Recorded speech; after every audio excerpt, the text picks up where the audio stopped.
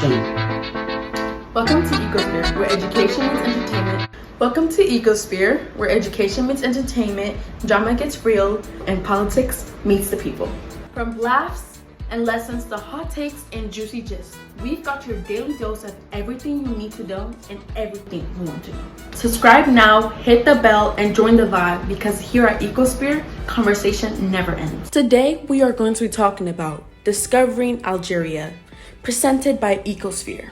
Now, where exactly is Algeria located? Algeria is in North Africa. It borders Tunisia, Libya, Niger, Mali, Mauritania, Western Sahara, and Morocco. It also has a long Mediterranean Sea coastline. And the capital city is Algiers. I really hope I pronounced that right. But if I didn't, please tell me in the comment section. This is Algeria, highlighted on the African map. Now, what does Algeria's flag mean and represent? The Algerian flag is green and white with a red crescent moon and star. The green means Islam in the land. White means peace and purity, while the red crescent and star is the symbol of Islam and a struggle for independence. This is the Algerian flag. Now, these are basic facts about Algeria. The population in Algeria is over 44 million people. That is a lot. 44 million. A language that is spoken, or languages that are spoken in Algeria, is Arabic, which is its official language, Berber, and French, which may not be the official language but is mostly spoken. The currency is Algerian dinar, which is also known as DZD, and its time zone is the Central European Time, which is CET. The type of government they have is a presidential republic. Famous places in Algeria: the Sahara Desert, which covers most of the country.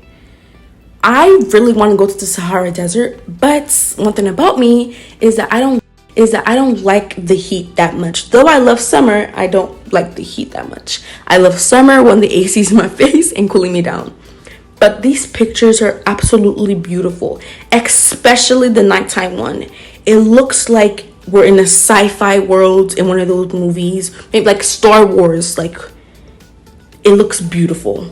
And if you had the opportunity to go to the Sahara Desert, please go. I'm sure you would have a lot of fun. Another place in Algeria is Casbah of Algiers, which I really hope I pronounced properly, which is a UNESCO World Heritage Site. Well, this looks like a very nice place for architecture.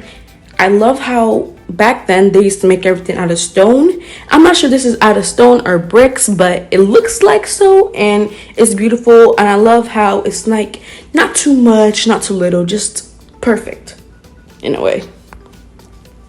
Next is Tassili in Ager, which is an ancient cave art in the mountains. Now, yeah, the rest of the slideshow I'll be saying, I hope I pronounce it right, because I'm not really good at pronouncing most of these stuff, but I try my best.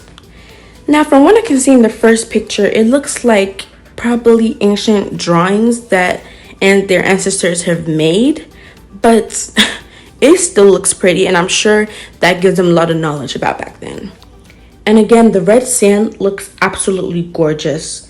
Why are there so many good land sites in Algeria? I think this may be a sign for me to visit Algeria. Maybe one day I'll go. I love how the rocks give such a nice scenery, perfect place for taking pictures. And the layers on the last picture, oh my God, it's so beautiful. Next is the Notre Dame d'Afrique, which is a beautiful Catholic basilica. I didn't pronounce that right, probably, but still something. I did not know that there was another Notre Dame. Like, I really thought there was only one. But this one looks as beautiful, and I love how they all have drawings in the ceiling. Like, they're so talented. People back then are so talented, and people now are talented as well. All these sceneries are so beautiful. Now, I'm going to tell you about Algeria's culture. Algeria is rich in Arab, Berber, and French influences. They listen to music kinds of Ray and Chabi music are popular. Traditional clothings involve women wearing haik and men wear the jeleba.